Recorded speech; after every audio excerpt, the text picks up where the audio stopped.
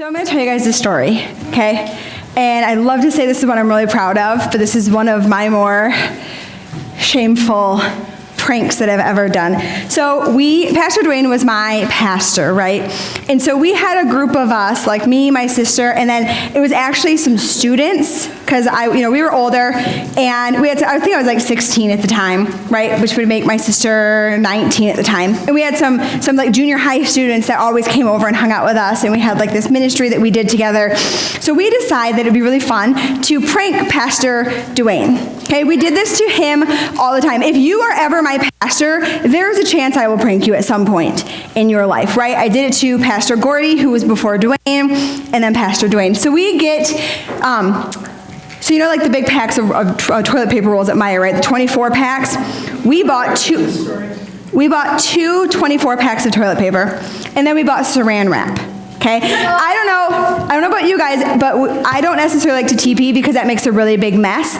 And saran wrap is way better, especially if it's kind of chilly, right? Because you do it at night and you saran wrap this car, and then it starts to frost at night, and then it freezes a little bit, right? So we go to Dwayne's house, and it's like midnight-ish, maybe 1 a.m. We're all dressed in black. And we go and we start first we TP'd it because we're going to TP then saran wrap his house or his car.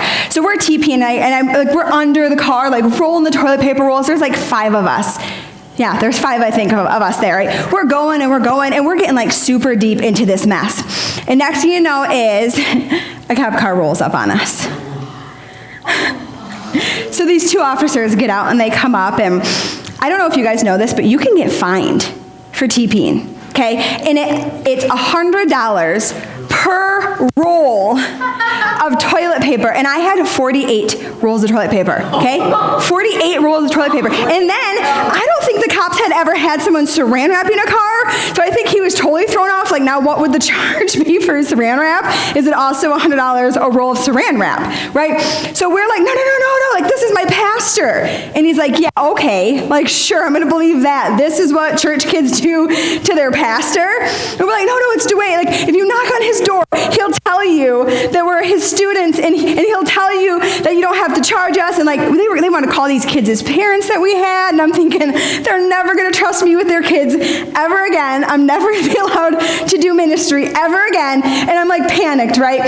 So we knock on Dwayne's door, and it's the cops with all of us 5 kids, and he's like the doom, doom, doom. Poor Dwayne's probably terrified, right? I don't know if you guys know Dwayne, but he is super kind-mannered and super sweet and just loving. And the cop's banging on his door, and he comes glasses on in his robe, and he opens the door, and the cop's are you Mr. Claus? And he's like, yeah, that's me. And he's like, these kids are TPing your house. Do you know them? Nah. He looks and goes, never seen him before in my life. And we're all no, Dwayne, tell him I'm so sorry. And he just sits there for a second. He's like, okay, fine. Yes, I know them. I will claim them, but I want them to clean it all. So we went to town. We had TP'd his car, because we had done this to him before, mind you. This was not the first time we had gotten Dwayne. And we would do it on Saturday nights, so he would be late to church on Sunday mornings. Okay? That's what we did, right? Every time he would come out to his car, and he'd be and then saran wrap, you can't just undo. You got to get scissors, good scissors, or a knife, and you have to actually cut it all off, right? Especially if you do it right. And we had so much practice on Dwayne that we did it right. So obviously we had to pay the consequence, and we had to clean up this entire mess. And I swear Dwayne side-eyed me for months. Where anywhere I went, he always had to know what I was doing. He probably did not sleep well after that. Every time he heard a noise, he was probably turning the lights on who's outside? Probably traumatized poor Pastor Dwayne. And he's just the sweetest guy ever. And that's just what we do to our pastors. So anyways, that's not what you do to us.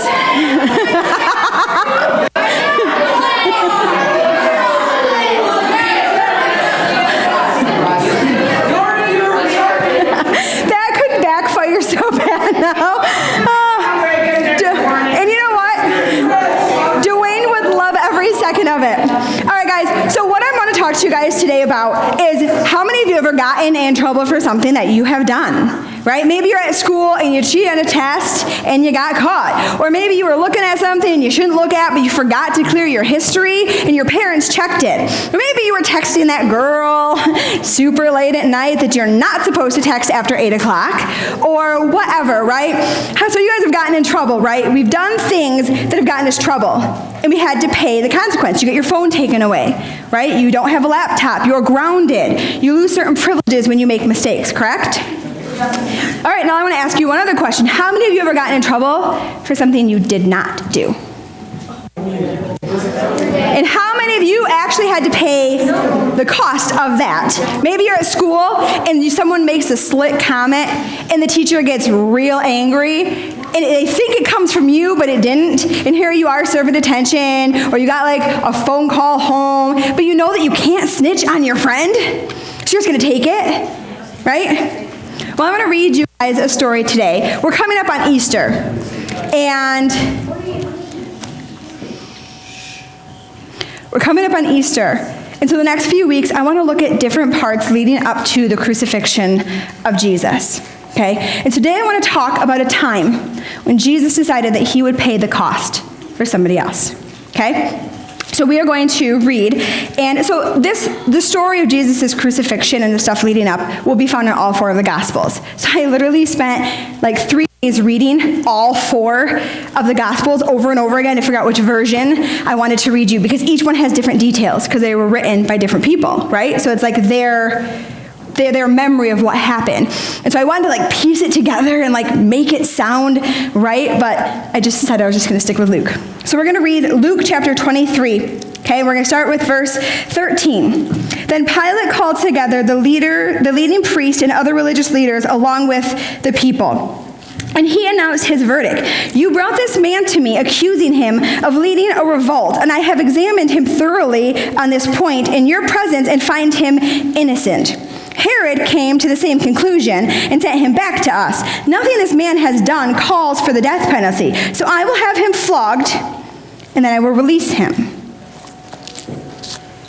Okay, so pretty much we all know like Jesus was arrested, right? Jesus was in the garden praying with some of his disciples, and then he gets arrested. So he is then brought to trial, okay? So it is saying that Pilate checks him out, asks him a bunch of questions, tries to figure out what these people are talking about. They are accusing Jesus of starting an insurrection. What is an insurrection? An insurrection is like an uprising against the government. It's when they decided that they were going to go in, they were going to cause these huge problems, they were going to cause riots, right? Jesus is accused of doing this. Jesus is accused of a revolt coming up against the government. And so they bring him, and Pilate checks him, Herod checks it out, and they can't find any fault in Jesus, right? Jesus walked around, he healed people, he performed these miracles and stuff, but nothing that he did was punishable by death, right? So that's where we are. And so Pilate says, I'm going to have him flogged, and then I'm going to just release him. How many of you know what flogged is? Okay, flogged means that Jesus was whipped.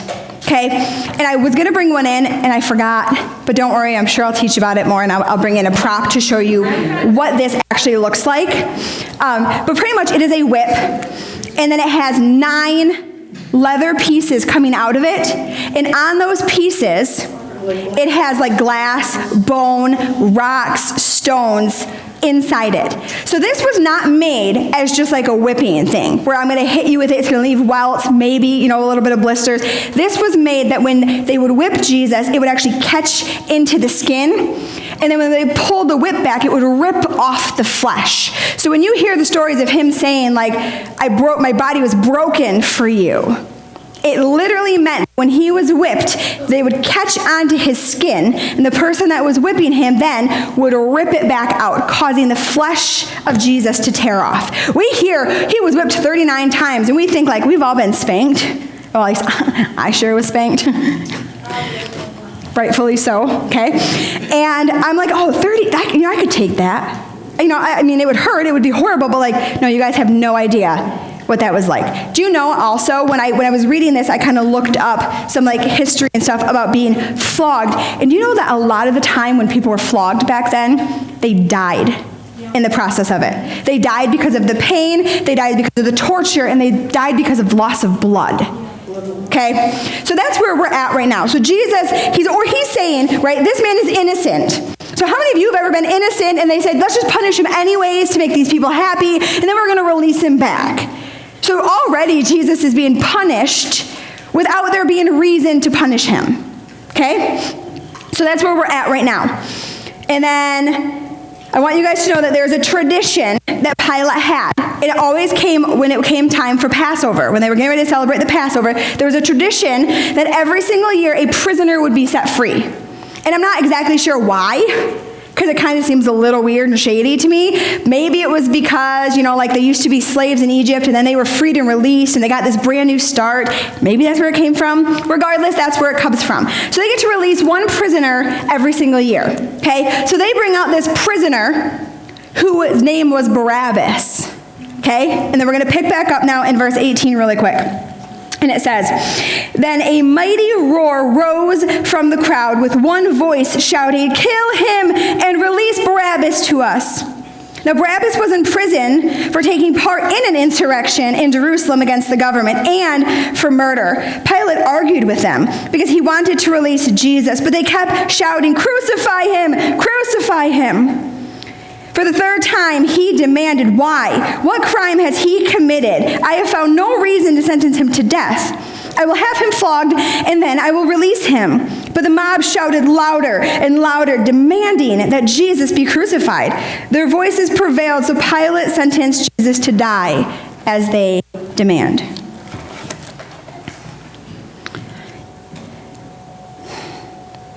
So I've heard this taught so many times, right?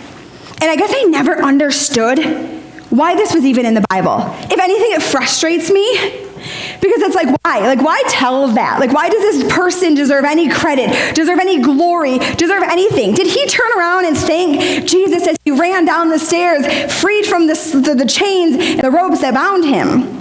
Did he look at Jesus and was like, I don't know you, but thank you because you just took my place? No, this guy is like thinking about all the crimes he committed. He's looking at all these people like, you fools. Like, you're going to release me? He's excited. He's like, I just escaped the death penalty.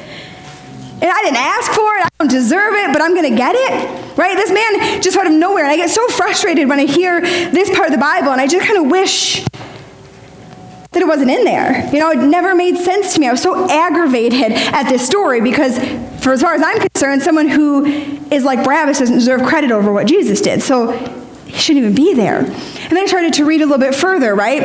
And I started to realize that, Jesus healed people, right? The deaf could hear, the lame could walk, the blind could see. People that were dead then had life.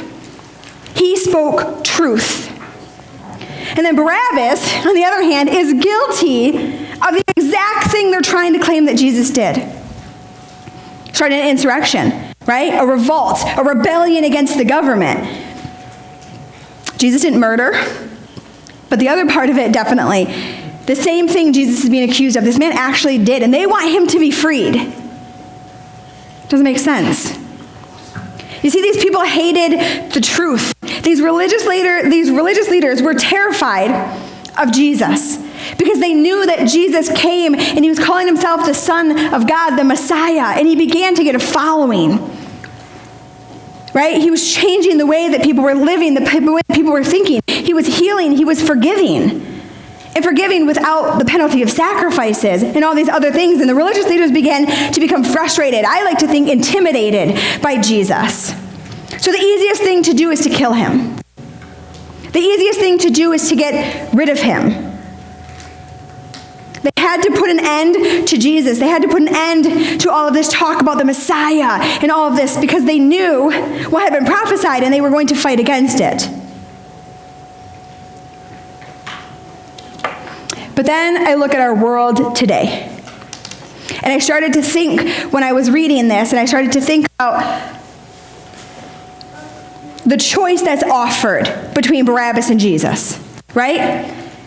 If we look at our world today, if we were to sit there today and we were in that same place of, would you choose truth? Would you choose goodness? Would you choose righteousness? Or would you choose the ability to sin? Our world would choose sin. We would be in the crowd screaming, give us Barabbas. Because Barabbas doesn't make us feel bad about the things that we've done, the things that we do, right? Barabbas doesn't make us feel that way. Jesus makes us feel that way because we kind of get a little offended when someone tells us a little bit of truth. And we don't like to be offended, okay? I want you to make me feel good, not make me offended, right? And Jesus spoke truth, and sometimes the truth offends people. You see, it's so easy to choose Barabbas because it takes away some of our guilt, some of our shame. And I think that in the people in that moment, maybe that's not what they were thinking about. We're looking at the place that we're at now. It makes sense. And then I really started to dig a little bit deeper, and it hit me. And I finally realized who Barabbas really is. Barabbas is me. Barabbas is you. That's who Barabbas was. You see, I want you to put yourself in that same position next to Jesus 2,000 years ago. And you're standing next to Jesus, full of chains, full of bondage, full of sin, undeserving of his forgiveness, undeserving of the life that you live, because we all fall short, right? And maybe some of you aren't murderers, but some of you are committing sin every day. And I want to put yourself next to Barabbas. Would you want the crowd to scream your name? And I picture Jesus sitting next to Barabbas that whole time, and he's silent, right? Because he kept himself together. And as they began to shout, give us Barabbas, I feel Jesus said, it's okay, Father. Give him Barabbas. Because you see, Barabbas had to be released. Because Jesus had to be treated like Barabbas so that Barabbas could be seen like Jesus by the Father. And you see, that's how we all are. We all stand next to Jesus in that exact moment. And Jesus said, no, it's okay. Give him Nicole. Let her go. Let her go. Because I love her. And because I'm choosing to carry the weight of this sin, the weight of her mistakes, the things that she's done. I'm willing to take it all. It's okay, Father, let her go. Now put your name in that same spot. Right? You stand next to Jesus. And some of you are still young, and maybe you haven't made super bad choices or made, mistakes or committed crazy sins. But I hate to break it to you, the world is crazy. And you're getting to the age where sexual sin is going to come and is going to hunt you down. And there's going to be temptations of drugs and alcohol, stealing, partying, lying to your family, lying to your parents, lying about who you are. And in those moments, you're standing next to Jesus, just like this. Bound, stuck, penalty of death. But it is in that moment that Jesus is standing there and the crowd begins to shout, give us Barabbas. But instead of Barabbas, it's you. And instead of Barabbas, it's me. You see, that was the plan the entire time. That was Jesus' plan. And this person that I read about in the Bible so many times, and I wished he wasn't there because of the mistakes and the sins, and he got to take freedom instead of Jesus, and it frustrated me, and it angered me, and then it hit me in the face that was myself. That I choose to sin. It's my sins that nailed Jesus to that cross. It's the mistakes that I make, the shame that I carry, the sin that I choose to commit that nailed him to a cross that had him flogged 39 times, and every time it hit him and they ripped off a piece of his flesh, it was because of me. And I would love to sit here and say that I'm perfect and I never fall and I never fail. But that's so far from the truth. But you guys know that he believed in you so much that he knew you deserved freedom. He knew that the world was tough because he lived it, he walked it. Everyone knows that Jesus was perfect, right? He never sinned. But does that mean that it wasn't hard? never says that it wasn't hard. It never says that he wasn't tempted. In fact, there's a few times in the Bible it talks about Satan tempting Jesus.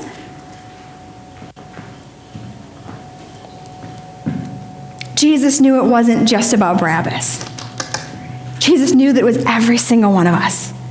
Every single person that was in the crowd screaming Barabbas' name. Every single person that has been born there on forth. Jesus had your name in mind. When the crowd was shouting Barabbas, he heard every single one of our names. And he sat there and he said, it's okay, Father, because if this is the only way that they can be free, if this is the only way that I can have a relationship with them, if this is the only way that they can come to you is through me, then I will be the sacrifice. Do you guys know it says that the day, or not the day, but right before Jesus was arrested, he was in the garden crying, weeping to his Father, if there's any way that you can take this cup from me. Because he knew what he was about to endure. He knew the suffering he was about to go through. But the last thing he said, but if not, your will be done. Because Jesus knew that the only way that Barabbas could go free is if Jesus took on that weight of sin and he carried it by himself. He knew that the cross that he put on his back that he carried represented the sin of every single one of us. And he was nailed to our sins so that we could walk free like Barabbas. Once I realized I was Barabbas, it changed my opinion of Barabbas. Now, do I think Barabbas turned around and thanked Jesus and he went and tried to tell people about the great man that saved him? Probably not. Probably not. We don't know. But you see, we've also been set free just like Barabbas. And each and every one of you here still have life to give. You still have things to do.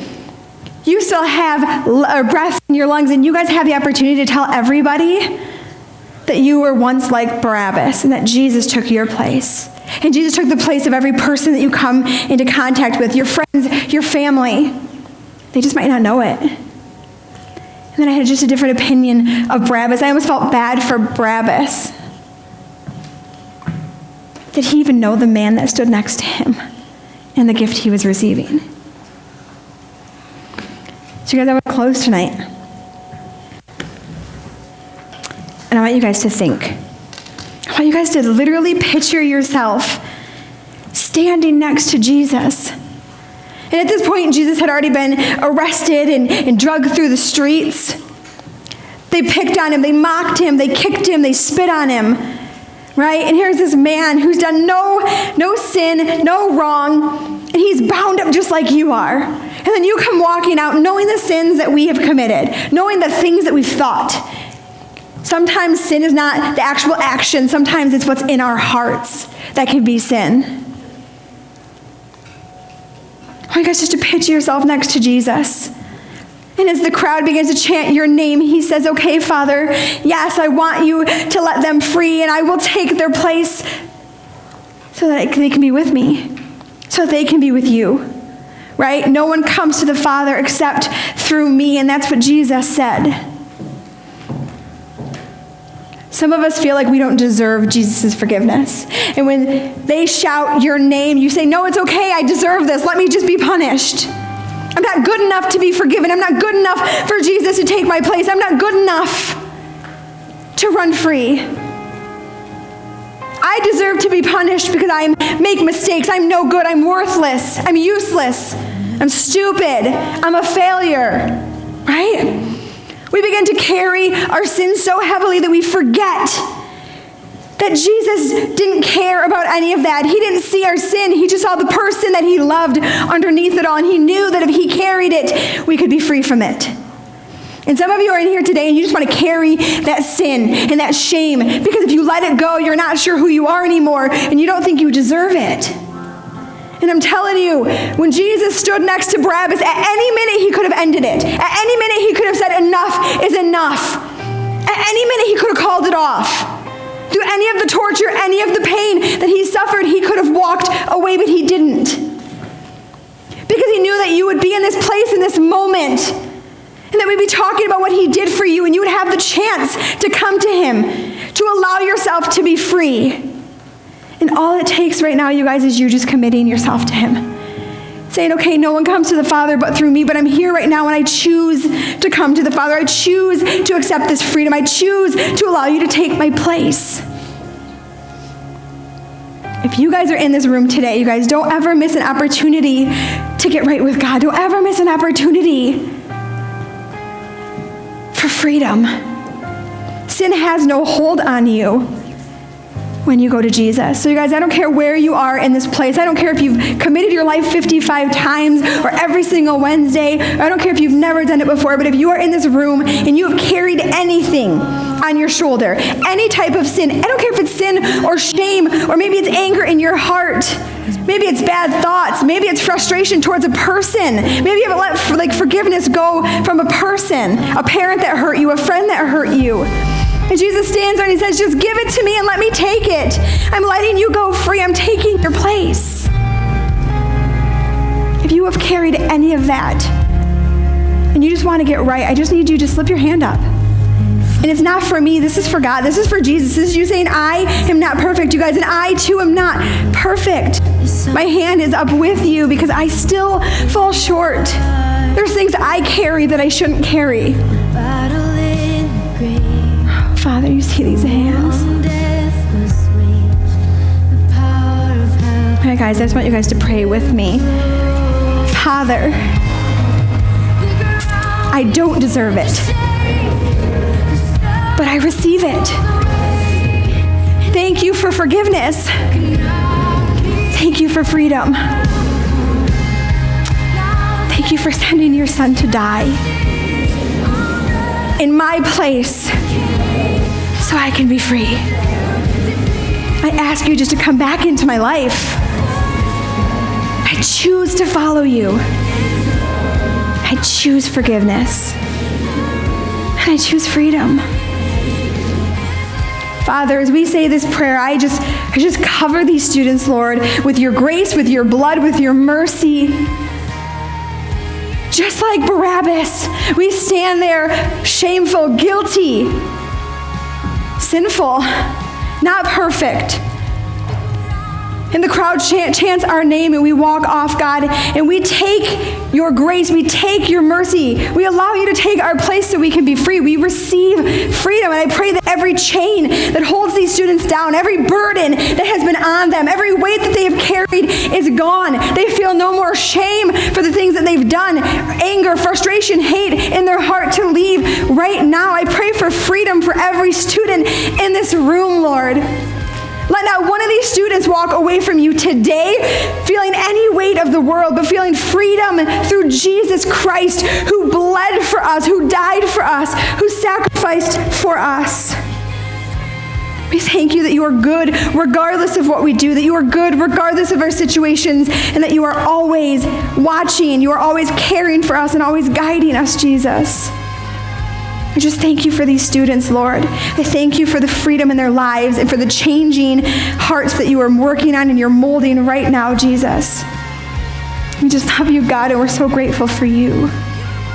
And we give you our lives. Amen.